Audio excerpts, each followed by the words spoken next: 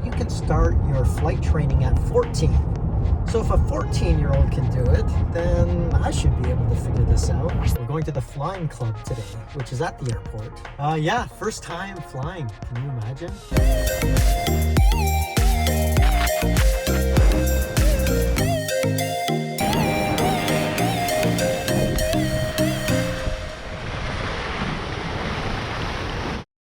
We're going to do an hour of class and then 2 hours potentially up in the air.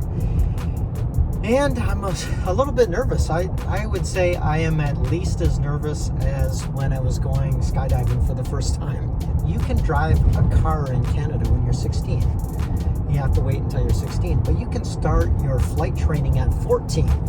So if a 14-year-old can do it, then I should be able to figure this out. You know what type of airplane would be? I think maybe Cessna 172s, which are well known for pilot training aircraft because you can make a lot of mistakes and they don't break as easily. That would be given inside the email itself. You'll be fine. But every time we meet up, we do something, it's going to go on record here. Okay. Parallel to this, you'll have your own pilot logbook. And this, at the end of the training, this goes to Transport Canada and they just keep it. Okay. Got it. So the booking system, we're going to have to give you a client ID. Okay. Get you an account.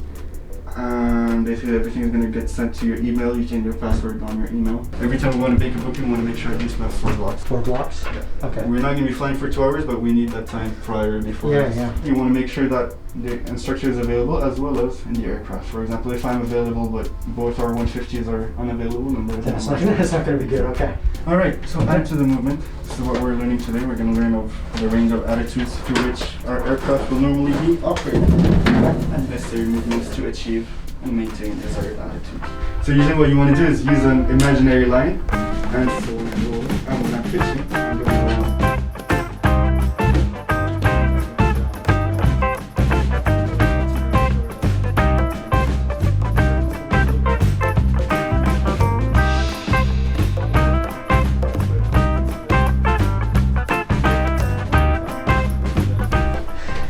This was good. I actually knew most of that information already.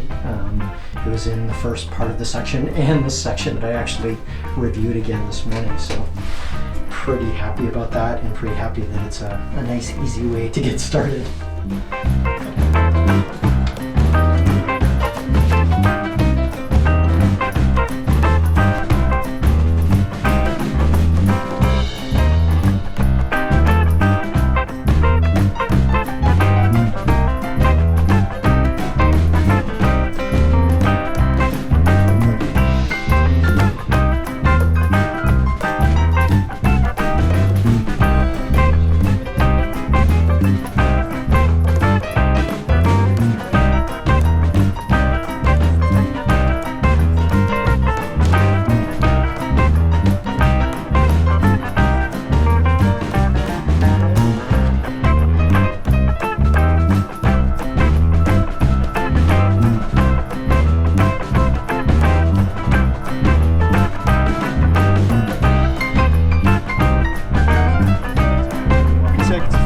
Quantity, we haven't checked fuel quality.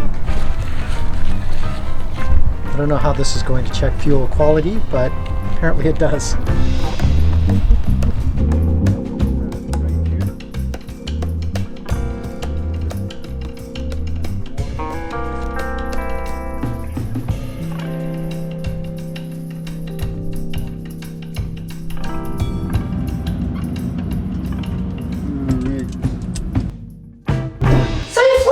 Today. It was the first time, a real test of my fear of heights and claustrophobia because the training planes are so tiny. So tiny that there is no space for me inside and I stay in the car all the time. I'm not even considered a passenger. As a training flight, you're only considered as baggage. I got to fly and you're so nervous that you're holding onto the controls like, ah! It's the death grip. And it really should be just with your thumb and your forefinger. The planes are really set up to be able to fly fairly stable, even if you take your hands off once they're in the right position. I was like holding on, waiting you know, for it to like dive into the ground and I was going to be able to pull it back up. Yeah, I imagine that's almost the same thing when you are learning how to drive a car. That's the first time that you go there and you hold to everything and you need like both hands on the wheel. Yeah, there's a lot going on. Today's lesson was really very simple. It was just about making turns and pitching the nose up and pitching the nose down, taking a look at your altitude. There are 2 airports and everybody's using the same training area. It was a beautiful day, so there were a lot of planes in the sky. There were a couple of times where the instructor had to take the controls again because there was another plane coming like right where we were supposed to be going. He said they probably shouldn't have been doing that. We could hear all of this, people broadcasting their position, their altitude, what direction they're going, and I'm not really paying attention to it, but luckily the instructor was paying attention, and there was only one time for about 5 seconds where I actually saw the other plane. What's a big one?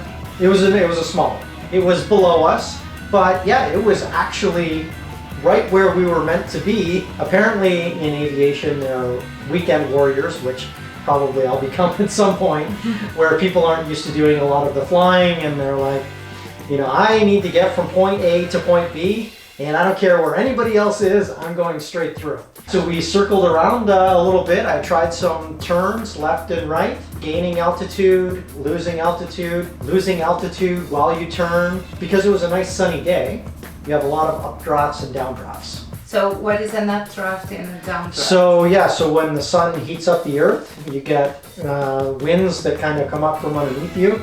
So you just be flying along straight, and then you might get a little bit of a bump or a drop or a little bit of kind of back and forth. So it's not like a roller coaster, but it's also not like a train on rails. It didn't bother me. He said actually that was probably as bad as it typically gets. And I didn't feel sick, I didn't feel nauseous or anything like that. The other thing that I found was the speed was really hard to gauge. We were going probably 200 kilometers per hour as our standard speed, but when you're flying, it just doesn't feel that fast. Our flight altitude today was between 2,500 and 3,000, depending on whether I could keep it straight or not. Sometimes it would go down and sometimes it would go up. It was around 2,000 feet. 2,000 feet, yeah. He let me fly back towards the airport until almost the very, very end. When we got to the runway, we were actually a little bit high still, and this reminded me a little bit of skydiving. He was able to solve that by putting the flaps down, a little bit of banking to slow the airplane down so that it dropped a little more quickly. It was a nice glide, very smooth. There were no gusts or anything like that. The next flight, he's going to let me do some of the talking on the radio to the control tower, and I'm going to take a test, the first written test called the P-Star exam. Don't ask me what it stands for. No, but why we're taking this right now? It's connected with what? Yeah, so you need a few things to be able to fly the airplane solo. First one, obviously, is you better be trained on how to land and take off. You need a written exam, the same as you have a written exam even before you start driving a car. And then you need another test to be able to get your radio operator certificate, because the plane itself is a radio station. And that's another both written and oral test. So you have to pretend that you're on the radio with somebody who's qualified to do the instruction. I'm going to do this at the flight school. And I think there's a possibility that you can also be baggage with me on some of the next flights. There's so much to learn. What is your favorite part?